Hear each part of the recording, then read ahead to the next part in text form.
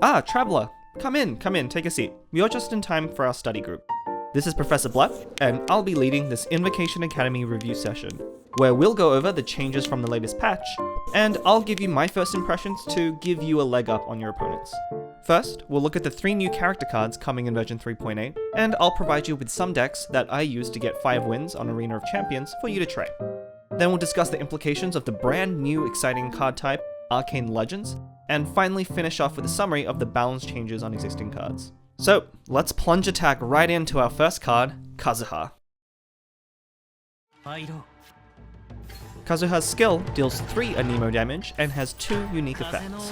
First, right after using the skill, Kazaha switches to the next character to the right. Use your third character, it will loop around and switch back to your first. In addition, he receives a buff that causes his next plunging attack to deal +1 damage and be converted to Anemo. But if the skill's swelled, this damage is instead converted into the swelled element, Cryo in this example. His burst deals 3 Anemo damage and leaves a 3-use summon that does 1 Anemo damage at the end of the turn, and like other Anemo summons, can infuse whenever a swell is triggered. His talent card uses his skill, and once equipped, whenever Kazaha swells, he'll provide a buff that increases the next 2 times a character or summon deals damage of the swelled element by 1. Now, this sounds pretty similar to Shenhe's Icy Quills on her skill, but do keep in mind this does not buff the swell damage. However, it does work with Kazuha's infused plunge attack and also his infused burst, along with anyone else on his team. If your deck relies on one type of damage, you should definitely include this card as it provides quite a good boost for no extra cost. And if you want to try Kazuha, I recommend him in place of Sucrose in the Shenhe double Anemo deck. If you do make sure to put Kazaha to the left of Shenhe, as you almost always want to swap back into her after using his skill. For some tips on how to play this deck, make sure to check out the Deck Lab where I do a deep dive. Keep an eye on this deck, I'm sure we'll see it in tournaments to come. Next up we have Candice. Her skill prepares for a turn giving 2 temporary shields and passes the turn back to your opponent. Once they've gone, she'll immediately follow up with a 3 hydro damage hit. If this sounds familiar, this is the same as Beido's skill, but doing 3 damage instead of 2, which is a huge difference. Her burst deals 3 hydro damage and buffs your team's sword, claymore, and polearm normal attacks by providing hydro infusion and +1 damage for 2 rounds. Not only that, once a round when you switch characters with the buff, you'll deal 1 hydro damage. This can be great at setting up elemental reactions. Her talent card uses her burst and costs an additional hydro die. This causes all normal attacks to follow up with an additional hydro damage. In general, Candice already has plenty of hydro applications, so she really doesn't need this, and I'd avoid using her talent card. Overall, Candice's kit is similar to Beido's, though because her burst infuses your attacks, she doesn't combo with all characters. However, she does have an incredible amount of hydro application, particularly if you can make use of the damage on swap. If you want to try Candice, I'd recommend this list. Razor is the perfect pair here as his burst is a follow-up attack and not an infusion, allowing you to trigger Electrocharged on every single hit when both bursts are up. This deals 6 damage to the active character as well as piercing damage, so your opponents are going to go down fast. Raiden allows you to power out both bursts in a single burst of her own, and that should be your main goal for the first 2 rounds, with Electro Resonance really helping that along. This is not only a fun deck to play, chaining out 3 bursts in a row, but also really fast, consistently being able to take down opponents by round 3. Be sure to give it a try. And finally, we have Yanfei. Her skill deals 3 pyro damage and attaches a Scarlet Seal. This buffs her next charge attack by 2 damage. Her burst is very similar, also dealing 3 pyro damage and attaching a Scarlet Seal, but has 2 other effects. The first charge attack you do per round will cost 1 less pyro die. Additionally, you also get a free Scarlet Seal at the end of each round while this is active. Though keep in mind these don't stack, so you'll have to use up your first seal before you can get a new one. Her talent uses her normal attack and adds +1 damage whenever using a charge attack on an enemy with 6 or less HP. This effect is pretty narrow, so I'd recommend not using her talent card unless you have a deck very much built around Yanfei. Yanfei's kit is pretty straightforward, focused entirely on charged attacks buffed by Scarlet Seal, dealing 3 pyro damage.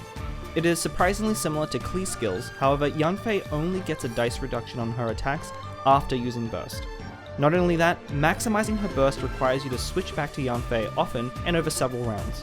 Overall, these limitations reduce her effectiveness by quite a bit, and in most cases, Klee will be a better choice for your decks. But hey, why not both? While this deck mainly focuses on Mona and Klee at the start, Yanfei comes in and helps clean things up if Klee gets taken out early. The great thing is, all the cards in the deck work the same way for both Klee and Yanfei.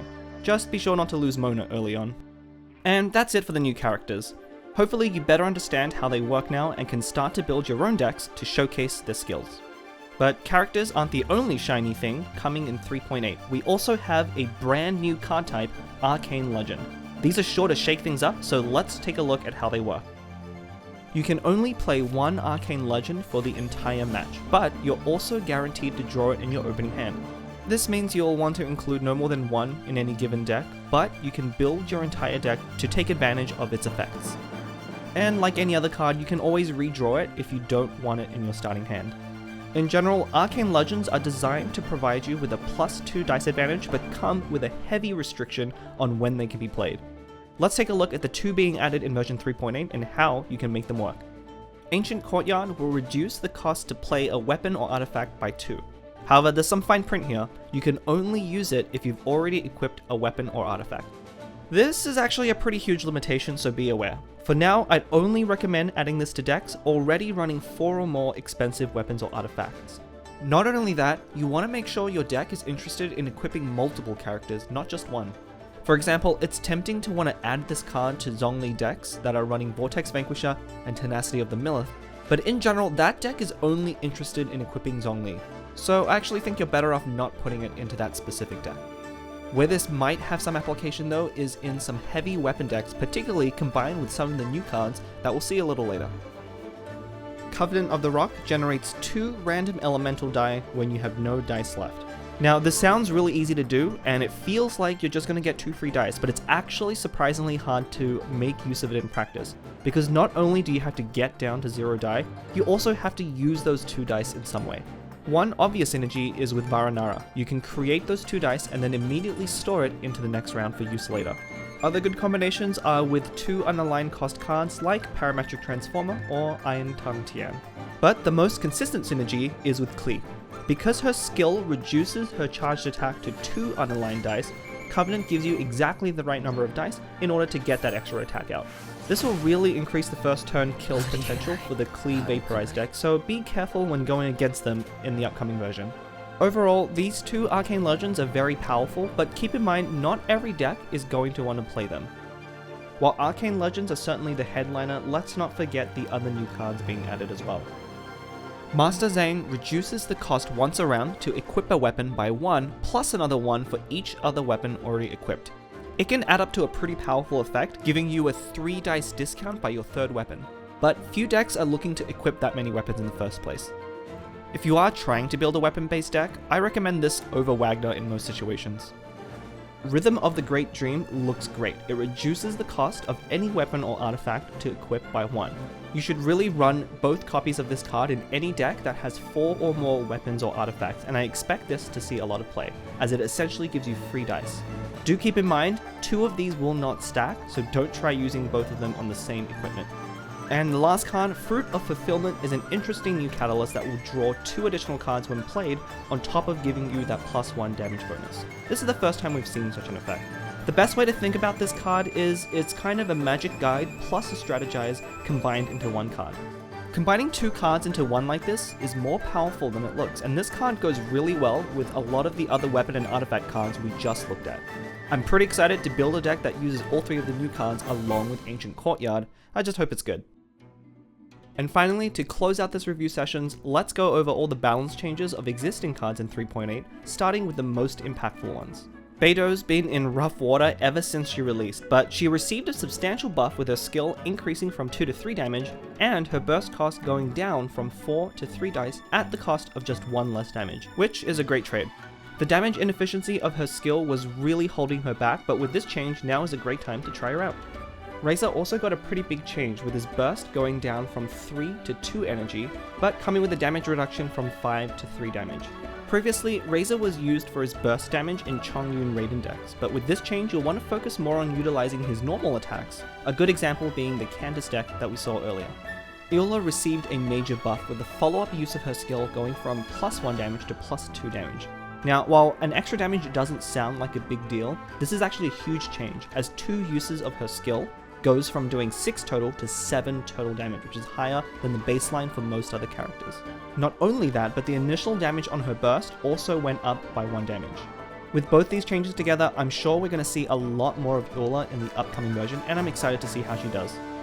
Yoimiya got a slight buff, with the cost of her burst going down from 4 pyro to 3 pyro die, but reducing the initial damage from 4 to 3. Xiangling got a pretty similar change, with the initial hit of her burst going up from 2 to 3 damage. Both these buffs are pretty great for any decks that were already using these characters, but since they don't change how the characters play overall, I don't expect these to bring them into the spotlight. And last but not least, Gamblers was changed to now only trigger 3 times per match, but this change only affects PvE, and it otherwise works the same. Whew, that's it for today's review session. Still awake? Hopefully you feel better prepared for all the new content and are now excited to try out all the new decks. If you're a newer player, be sure to attend the TCG 101 series to level up your Genius Invocation game. If there's anything you'd like to see in an upcoming video, drop a comment and I'll see how I can help. Until then, class dismissed!